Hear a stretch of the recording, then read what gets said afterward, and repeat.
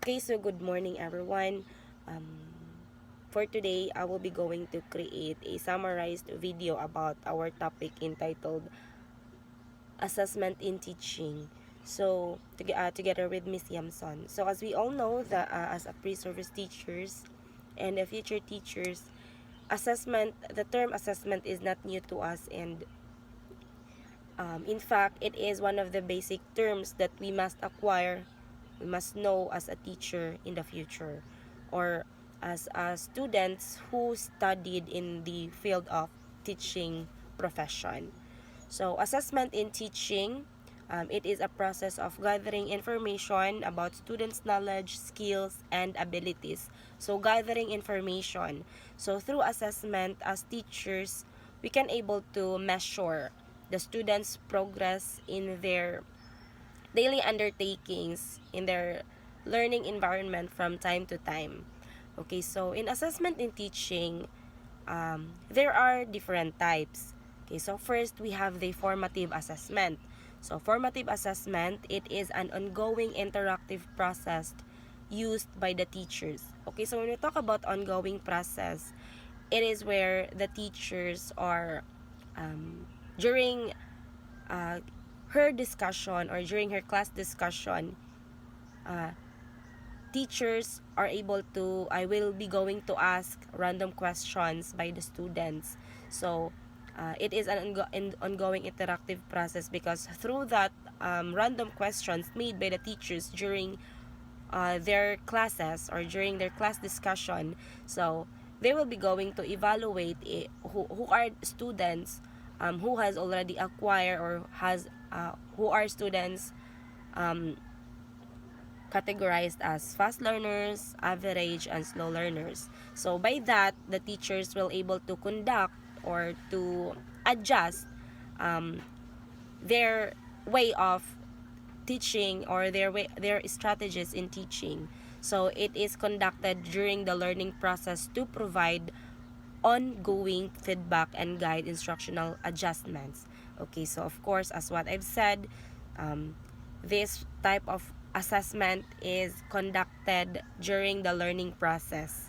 Okay, so formative assessment stated here that it has main categories, which are the assessment for learning and the assessment as learning. So assessment for learning, teachers will make an adjustment in their instruction. So why?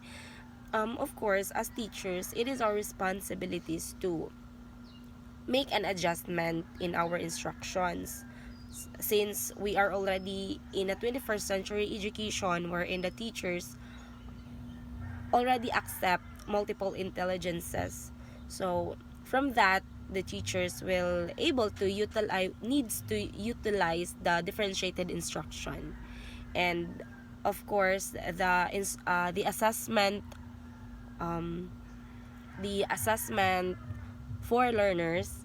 Okay, so it is I mean the assessment as learning. The second one is the students realization on their own progress.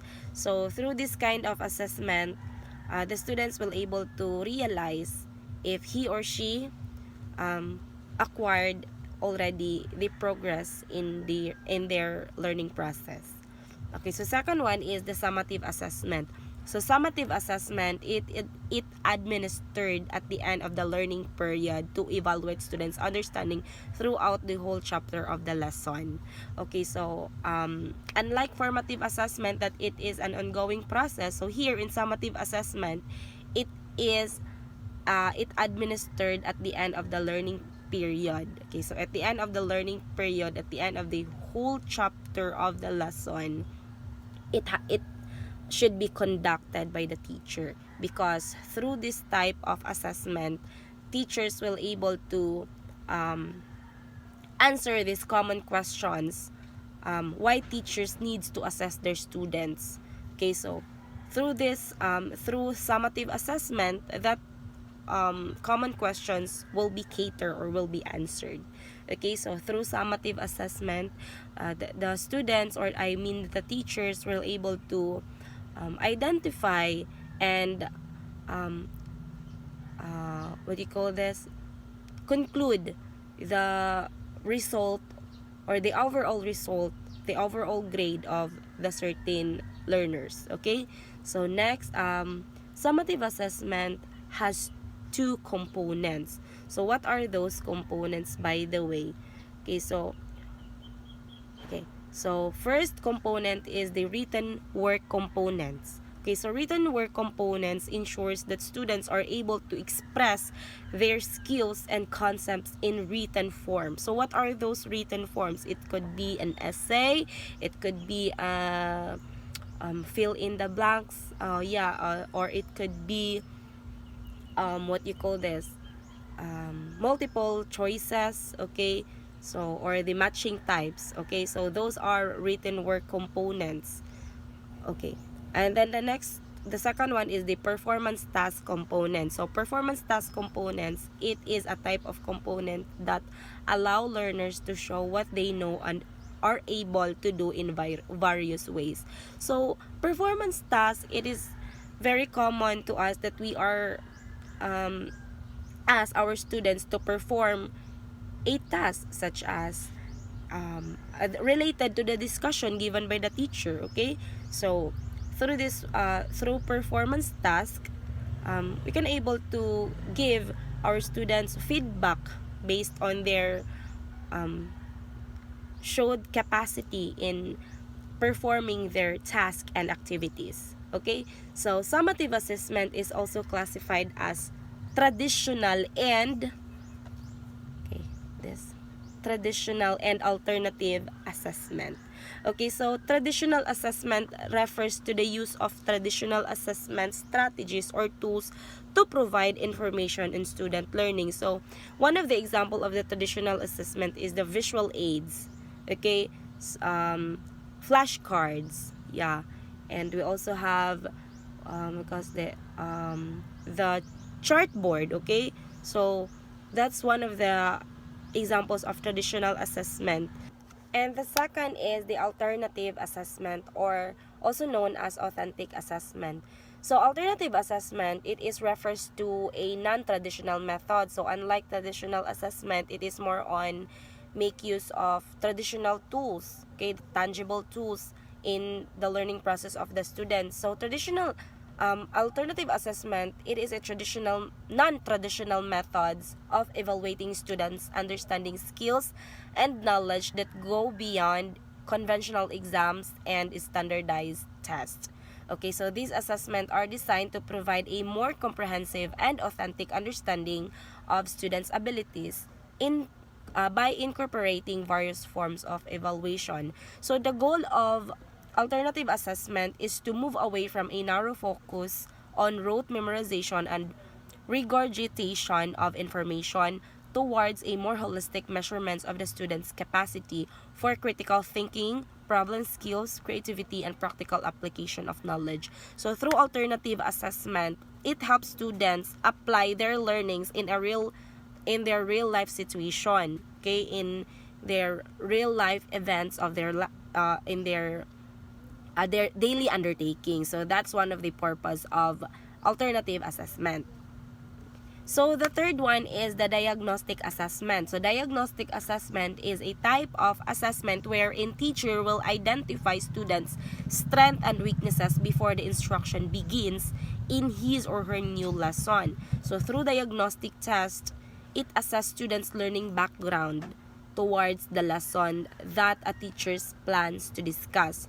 So as we all know, we always encounter this one way back in our lower years, wherein our teachers will give us some diagnostic tests before a new lesson or a new set of lesson begins, right? So and also this type of assessment, it is our teachers told us that it is not recorded, a type of assessment wherein the teachers will not record the scores or the result of the test given by the students, because it is just an overview of about teachers, about the students. Okay, it is to measure if they already has or they already acquired background knowledge of the new lesson. And the next is, the fourth one is the portfolio assessment. Okay, so portfolio assessment, it involves collecting and evaluating a compilation of students' work over time to showcase learners' progress and achievements. Okay, so there are three types of portfolio according to research, or based on the information stated here, that the three types of portfolio are the working portfolio. It is a collection of students' day-to-day works that reflect his or her learnings. And the second one is the show portfolio. It is a collection of students' best works. Okay, so have you encountered during our lower years wherein those students who have or had their the best work or best project, and then the teacher will collect that one, and then he or she will keep that one as their reference for the next or for the future learners. Okay, then that will serve as a model for the next students that he or she will be handling. Okay, so next is the documentary portfolio. It is a combination of working and a show portfolio. Okay, so it is the combination of the first two types of portfolio, the documentary portfolio. From the word itself, documentary, documentation. So all of the task or assessment made by the students, so whether it is a working portfolio or a show portfolio, so through documentary portfolio, all of those types, all of those tasks or performances made by the students are being combined and collected and being documented. So I think that's end with my part. So the next video will be my partner, and she will be going to continue the discussion of our topic. So thank you and God bless.